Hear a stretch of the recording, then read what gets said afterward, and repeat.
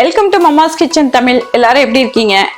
இன்னைக்கு கோதுமை மாவை வச்சு ஈவினிங் ஸ்நாக்ஸ் ஒன்று சூப்பராக பண்ண போகிறேன்.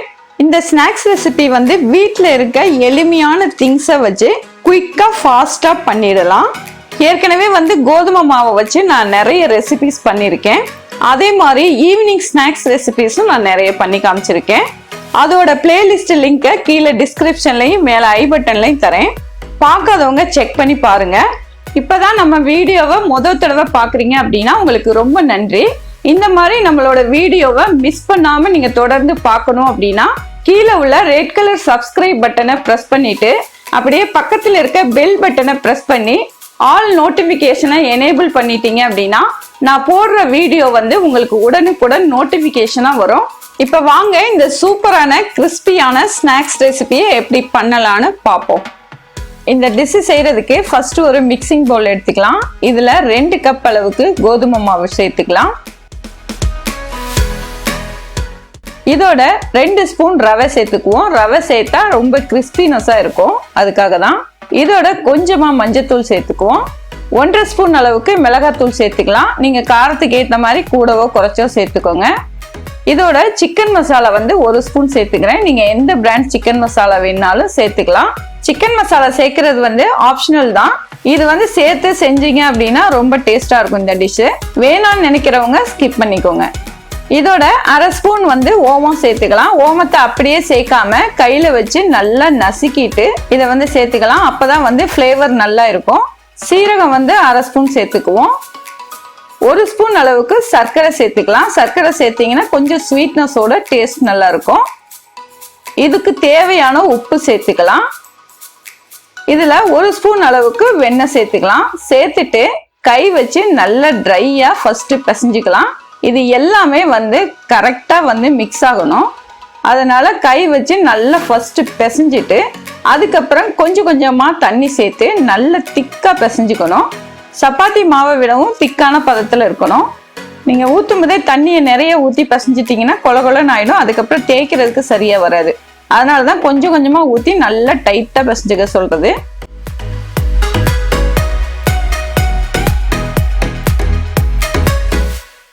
பாருங்க, நல்லா பிசைஞ்சாச்சு. இந்த அளவுக்கு இருக்கணும். டைட்டாவும் இருக்கும், அதே நேரத்துல ரொம்ப சாஃப்டாவும் இருக்கு மாவு. இப்போ வந்து ஒரு 2 நிமிஷத்துக்கு நல்லா அழுத்தி பிசைஞ்சுக்கலாம்.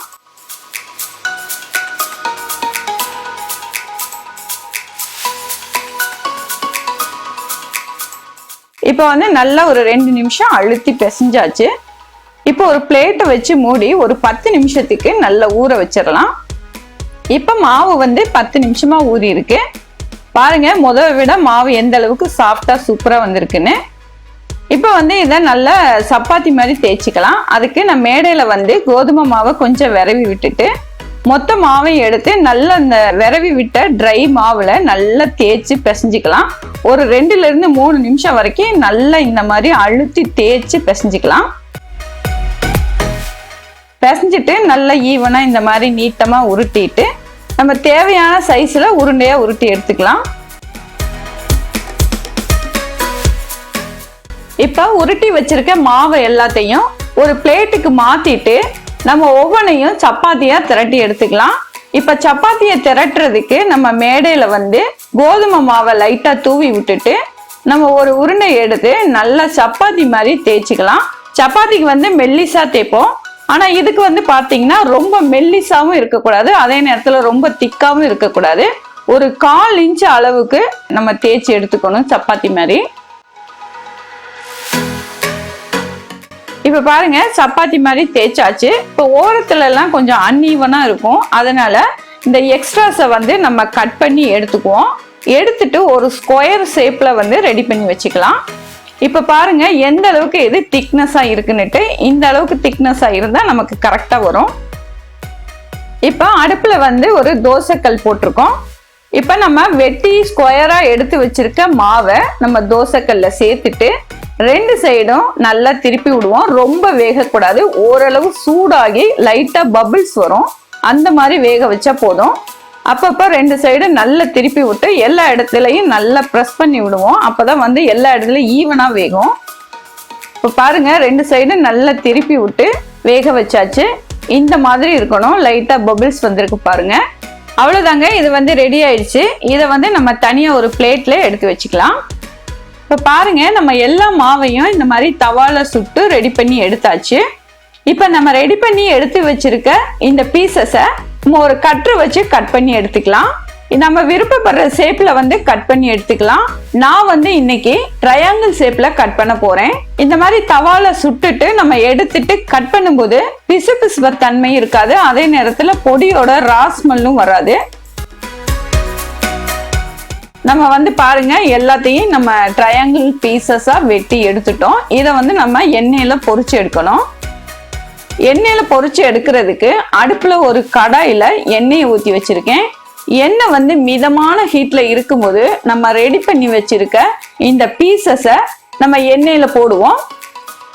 ஆயில் வந்து எப்பயுமே ஓவர் ஹீட் ஆயிடக்கூடாது. ஓவர் ஹீட் ஆச்சு அப்படின்னா நம்ம போடுற பீசஸ் உடனே வந்து மேல கருகிடும். அதே நேரத்துல உள்ள வந்து மாவு அப்படியே இருக்கும். டேஸ்டும் வந்து நல்லா இருக்காது. அதனாலதான் ஆயில் வந்து எப்பயுமே மிதமான ஹீட்ல வச்சுட்டு நம்ம வெட்டி வச்சிருக்க இந்த பீசஸை போட்டுட்டு அதுக்கப்புறம் நல்ல கம்ப்ளீட்டா சிம்ல வச்சு நல்ல ஒரு 2-3 நிமிஷம் நல்லா கிளறி விட்டுட்டு அதுக்கப்புறம் எடுத்தீங்க அப்படின்னா நல்ல கிறிஸ்பியாவும் சாப்பிட்றதுக்கு ரொம்ப டேஸ்டாவும் இருக்கும். இப்ப பாருங்க, ஒரு 2-3 நிமிஷம் ஆயிடுச்சு. நல்லா எல்லா பீசஸும் கோல்டன் ப்ரௌன் கலருக்கு வந்துடுச்சு. இப்ப நம்ம வந்து இது எல்லாத்தையும் ஆயில்ல இருந்து எடுத்து ஆயில நல்லா வடிச்சிட்டு வேற ஒரு பவுலுக்கு மாத்திக்கலாம். இப்ப பாருங்க, நம்ம எல்லா பீசஸையும் எண்ணெயில நல்லா பொரிச்சு எடுத்தாச்சு. இது வந்து ரொம்ப ரொம்ப கிறிஸ்பியா இருக்குங்க. ஒரு வாரம் ஆனாலும் உங்களுக்கு இதோட கிறிஸ்பினஸ் போகாம நம்ம வந்து இது பொரிச்சு எடுக்கும் போது எந்த அளவு கிறிஸ்பினஸ் இருக்கோ அதே மாதிரி இருக்கும். டேஸ்டும் கொஞ்சம் கூட மாறாது. இது வந்து நான் ஒரு பீஸ் எடுத்து உடைச்சு காமிக்கிறேன் பாருங்க எந்த அளவு கிறிஸ்பினஸ் இருக்குன்னு. இதுக்கு காரணம் வந்து பாத்தீங்கன்னா நம்ம போட்ட அந்த ரவை தான் காரணம். அதனால நீங்க ரவையை வந்து மறக்காம இதுல ஆட் பண்ணிக்கோங்க. இதுல வந்து நான் ரவை சொன்ன அளவை விட கொஞ்சம் கூடுதலா நீங்க சேர்த்தாலும் ஒன்றும் ப்ராப்ளம் இல்லை, நல்லா இருக்கும். இப்போ இந்த டிஷ்ஷை வந்து நீங்க செஞ்சுட்டு வீட்டில் இருக்கவங்களுக்கோ இல்லை வர்ற கெஸ்ட்டுக்கிட்டையோ நீங்க கொடுத்து இது எதுல செஞ்சீங்க அப்படின்னு கேட்டா கண்டிப்பா இது கோதுமை மாவுன்னு யாரும் சொல்ல மாட்டாங்க. அந்த அளவுக்கு ரொம்ப ரொம்ப டிஃப்ரெண்டா இருக்கும். நீங்களே கோதுமை மாவுல செஞ்சதுன்னு சொன்னா கூட யாராலையும் நம்ப முடியாது. இப்போ எந்த அளவுக்கு ஈஸியா இந்த டிஷ்ஷை பண்ணணும் அப்படிங்கறத நீங்களே பார்த்துருப்பீங்க. அதே மாதிரி வீட்டில் உள்ள சிம்பிளான திங்ஸை வச்சுதான் இந்த டிஷ்ஷை பண்ணியிருக்கோம். இதே மாதிரி நீங்களும் வீட்டில் ஒரு தடவை ட்ரை பண்ணி சாப்பிட்டு பாருங்க. நல்லா சாப்பிடுங்க, ஆரோக்கியமா இருங்க, சந்தோஷமா இருங்க. மீண்டும் ஒரு புது ரெசிபியில உங்களை சந்திக்கிறேன். நன்றி.